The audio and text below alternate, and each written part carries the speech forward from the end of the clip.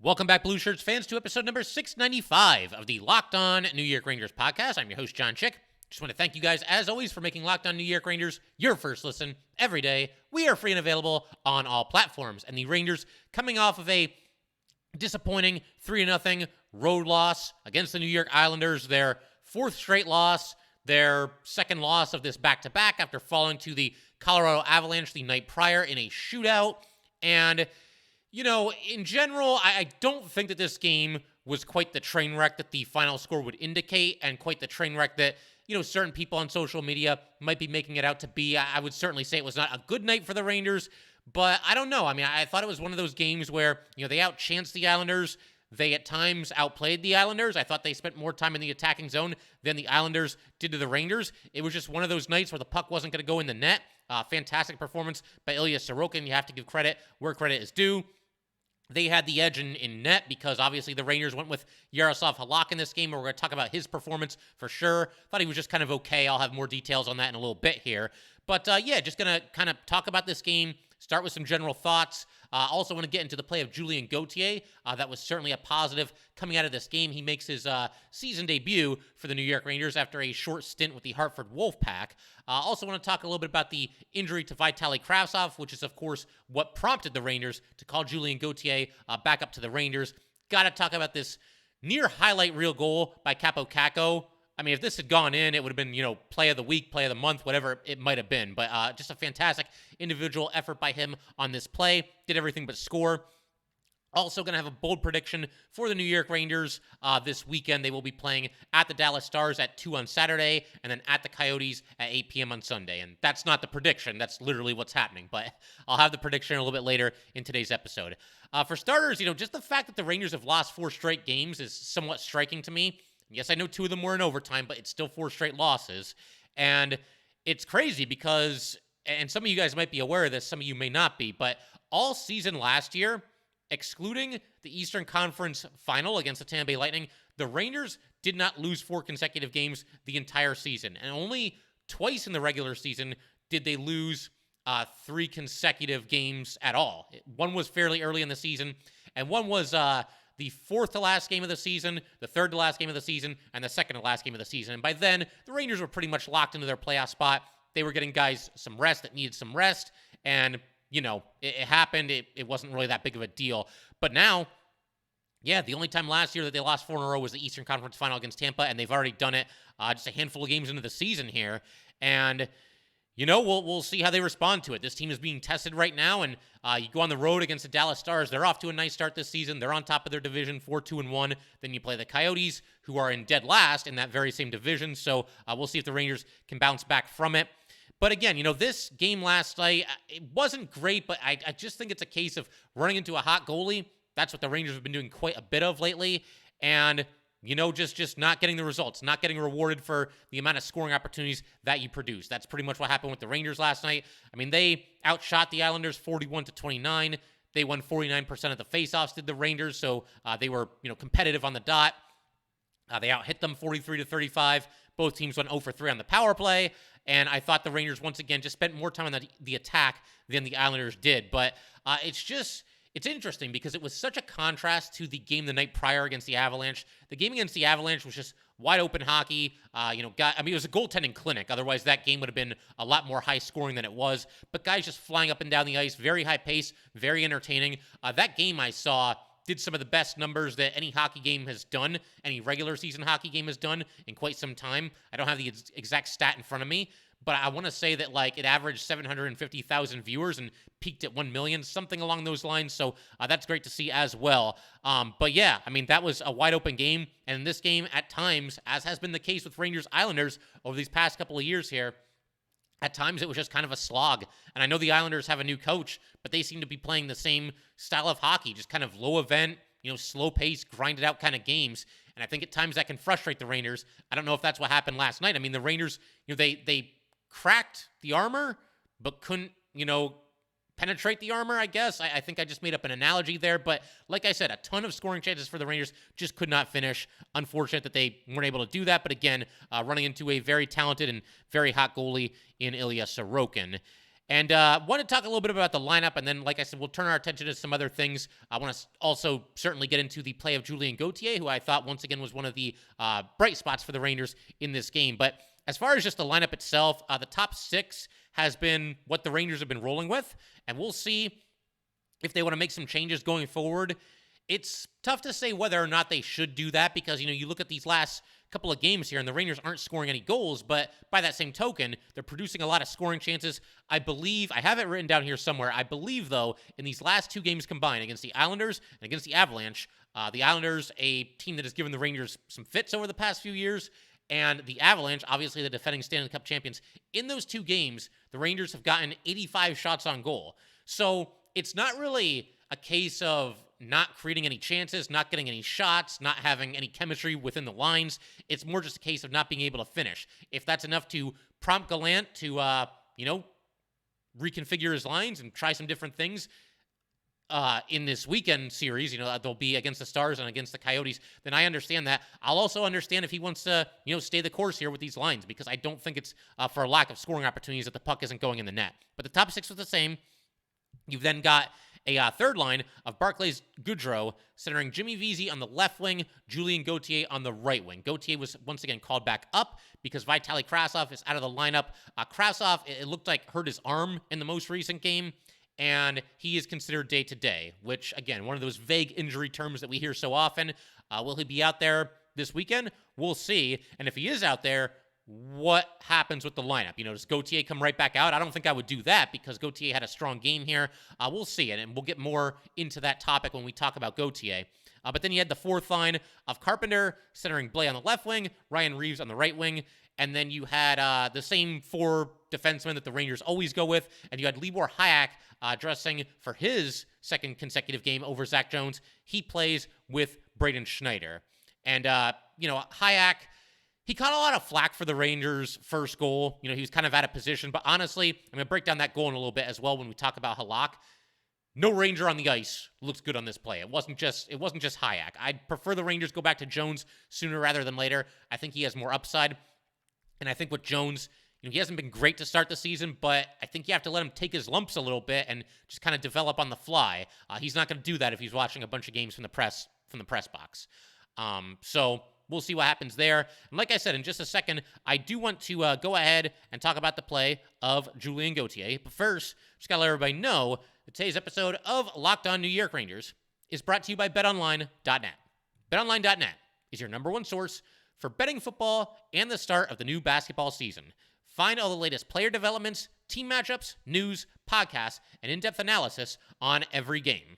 And as always, BetOnline remains your continued source for all your sports wagering information with live betting and up-to-the-minute scores for every sport. The fastest and easiest way to check in on all your favorite games and events, including the NHL, MLB, MMA, boxing, and golf. Head to the website today or use your mobile device to learn more. BetOnline, where the game starts. All right, and we just wanted to go ahead and thank you guys for making Locked On New York Rangers your first listen every day. We are free and available on all platforms. So, as I was just talking about, Julien Gauthier makes his return to the New York Ranger lineup and, makes his season debut for the team. He had to pass through waivers in order to be sent from the Rangers to the Wolfpack earlier this season, and he did so successfully, and I'm glad that he did. I think he's fine as like a depth piece, a 12th or 13th forward, somebody you can plug in there from time to time. With Gauthier, we've all been down this road before. He teases you, but just doesn't have that finishing touch, and we saw that on display in this game last night. I'm going to have a couple examples of that. But first, his stats. He played 4 games with the Wolfpack this season for, whatever that's worth for everyone, and he had 2 goals in those 4 games. Last night, he got 10 minutes and 44 seconds of ice time. I thought he, for the most part, made the most of it. He also had 5 seconds on the power play, 2 shots on goal, and a block shot as well. I will go so far as to say that Julien Gauthier last night, I thought it was the best individual game performance from a bottom 6 forward on the Rangers. Every bottom 6 forward not named Filipino and not named Barclay Goodrow, because the two of them have obviously had some really solid performances for the Rangers this season. But I thought what we got from Gauthier last night is better than anything we've gotten from Vitali Kravtsov in any single game, better than anything we've gotten from Jimmy Vesey, from Reeves, Carpenter, Sammy Blais, pretty much everybody. So the only guys that are exceptions to that rule, once again, Barclay Goodrow and Philip Hedl, and obviously Hedl's out of the lineup right now. But Gauthier looked good. Got a couple of highlights from him from this game.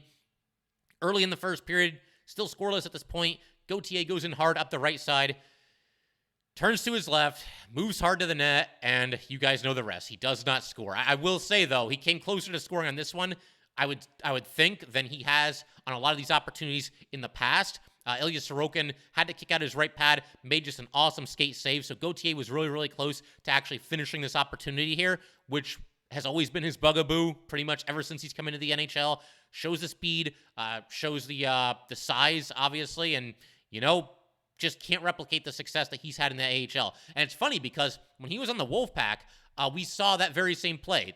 With the Wolfpack, he went in up the left side and veered to his right to go to the net, but he actually finished his opportunity there. And he came close here, was not able to do it, unfortunately. Hopefully, luck will finally be on his side. He'll somehow discover that scoring touch that he's had in the AHL, because sooner or later, the Rangers are going to need some secondary scoring and get a little bit more out of their bottom six guys. Obviously, it doesn't help that Philip Hedl's out of the lineup, because that's the first guy you would look to as far as a bottom sixer producing some offense. Maybe Julien Gauthier can be that guy. We'll keep our fingers crossed. And like I said, we've been down this road with Julien Gauthier in the past. You just got to hope against hope that he somehow figures it out here, but we will see.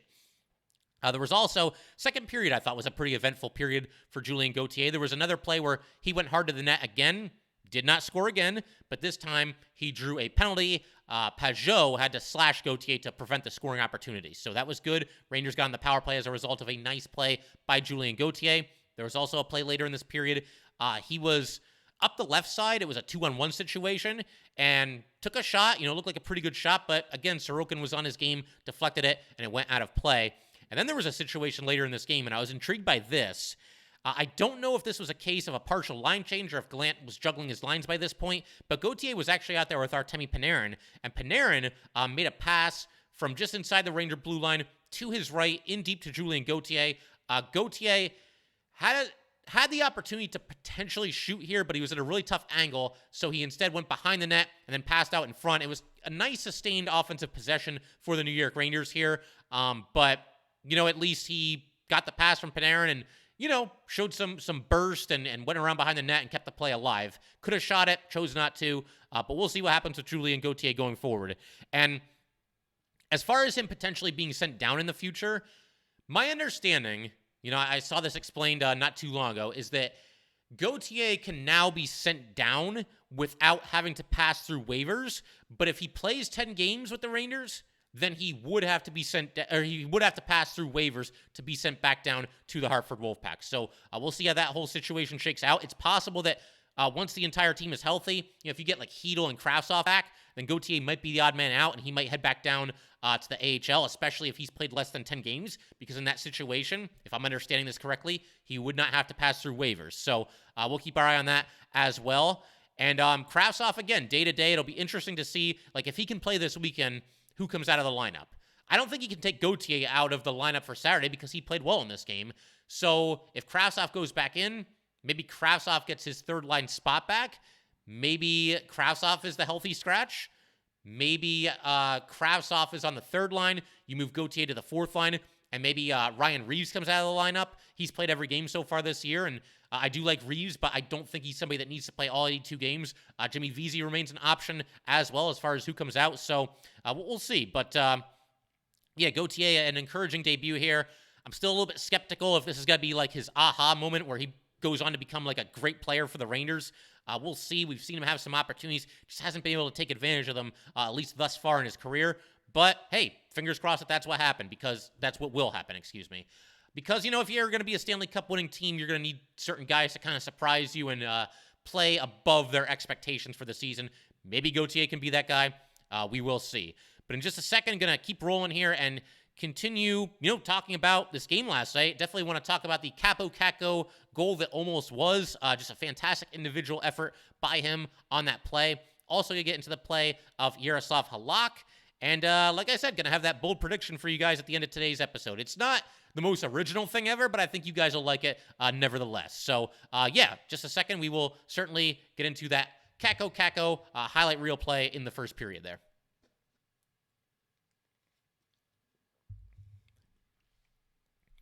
All right, so wanted to go ahead and discuss this Kaapo Kakko goal here, or almost goal as it was.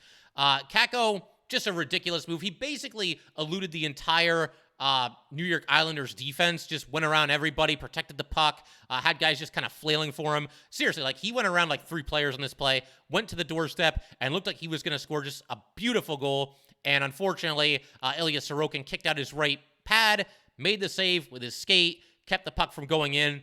Even with Kakko not scoring this goal here, like I said, this was getting some attention on social media, and it really feels like Kaapo Kakko is close. I mean, he's so strong on the puck. He's finally starting to use his size and his strength to his advantage. We've talked about that in some previous episodes. And like I said, we'll see about a potential shakeup in the next game if the Rangers choose to do anything different with their line combinations. But if you're going to mess with that top line, which admittedly, hasn't produced a lot of offense recently, I might almost drop Kreider down to the third line, and maybe he gets it going with, some different line mates. I mean, Kreider, he had 5 shots on goal last night. I don't think he's been as poor as, certain people would have you believe if you go on social media. But right now, it's just not clicking with that top line. It almost clicked here due to a fantastic individual effort from Kaapo Kakko. But yeah, I wouldn't be completely stunned if there's a shakeup of some kind. But again, a fantastic play by Kakko. And we've talked about this in the past too.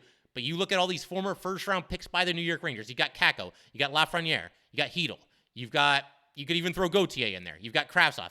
These are the guys that really need to step up and really need to reach that next level if the Rangers are, first of all, just going to turn things around here, and secondly, go on to become a bona fide Stanley Cup contender this season, as we're all hoping that they will.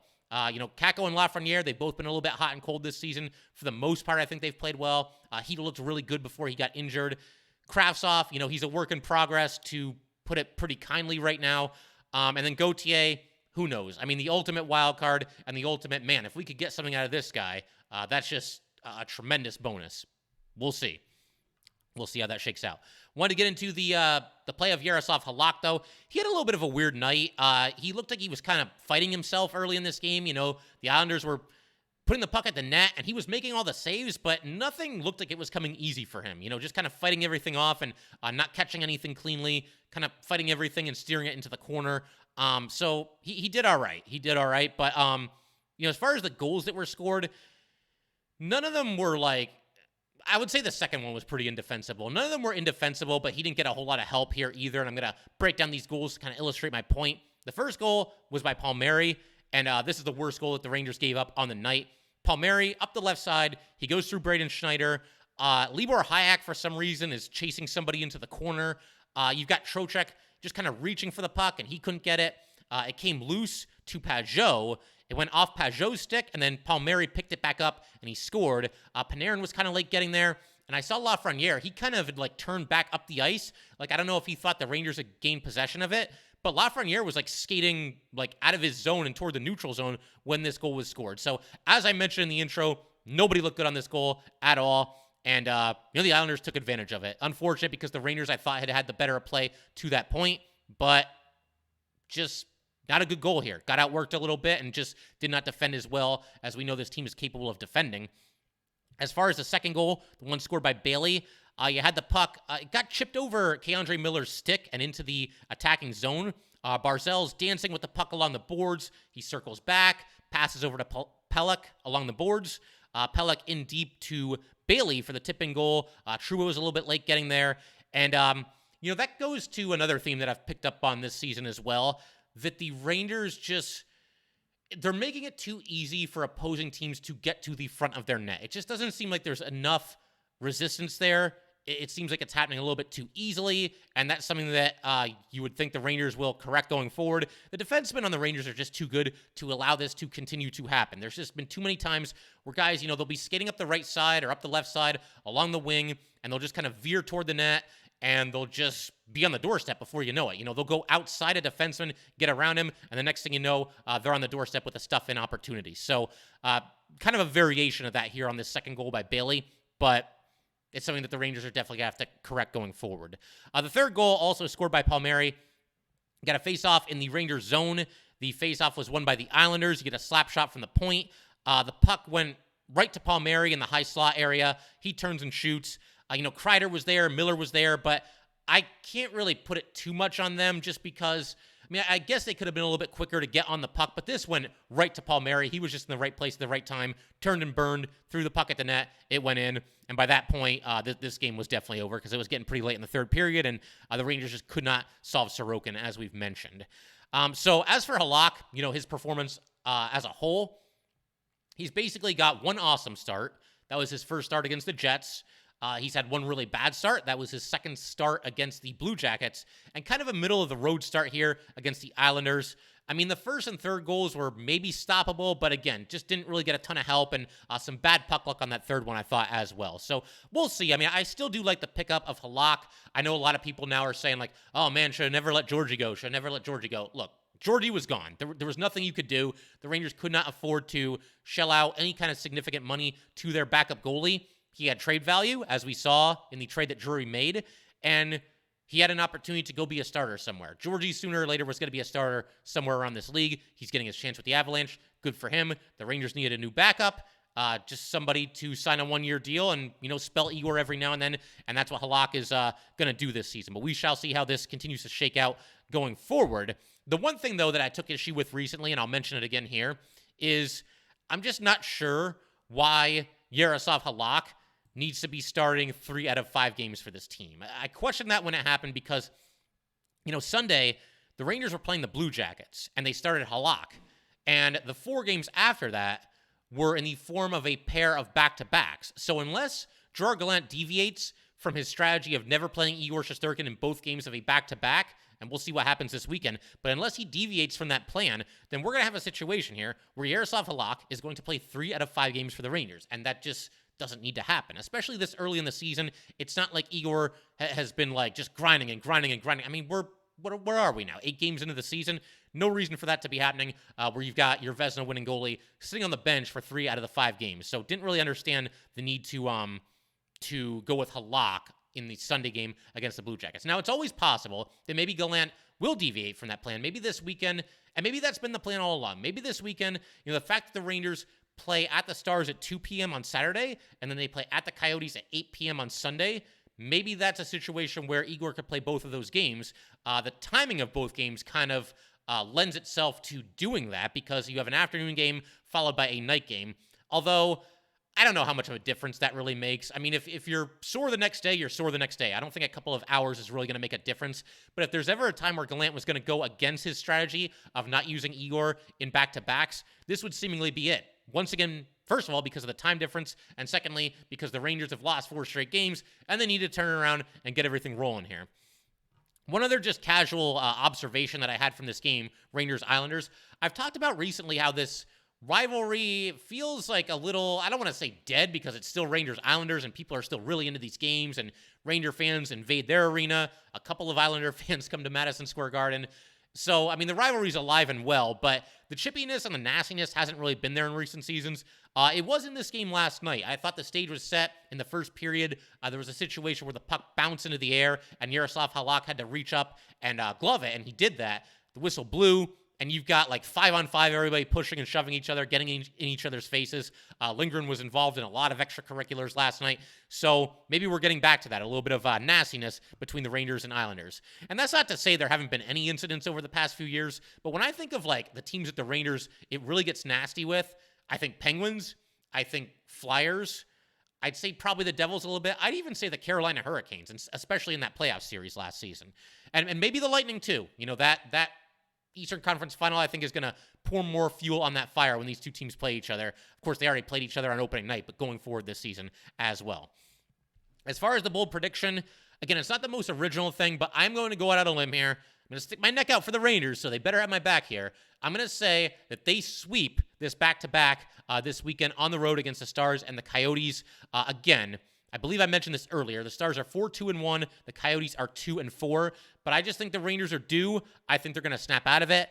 The fact that they have a day off Thursday and Friday is probably a good thing. You know, you can get a little bit of a mental break. And honestly, I'm not sure. I didn't check Twitter if the Rangers are playing or practicing rather on Thursday. I think a day away might not be the worst thing. Just let everybody clear their heads, come back ready to go. You know, have a practice Friday, and then just be ready to take it to the Stars on the road on Saturday, and then take care of business against the Coyotes as well. But the Rangers are just too good to keep going like this. They've created too many scoring opportunities for the dam to not break sooner or later here. I feel like, they will get their chances, and they've been getting their chances, but they will start converting on their chances. You've got so many talented players up and down this lineup, guys who can put the puck in the net. There's just no way, law of averages, there's no way that this can continue, this scoring drought that they're presently in. So if you believe in do, which I do to a certain extent, then you got to think that, again, sooner or later, this is going to turn around for the Rangers. So fingers crossed that that's indeed what happens. I figure we can pretty much call it there for today, though, guys. Once again, if you'd like to get in touch with this podcast, please send an email to lockedonnyrangers@gmail.com. Once again, that is lockedonnyrangers@gmail.com. Definitely give us a follow on Twitter as well, @LO_NY_Rangers. Once again, that is @LO_NY_Rangers. And definitely subscribe to Locked On New York Rangers YouTube channel. Thanks again, guys. I'll see you next time.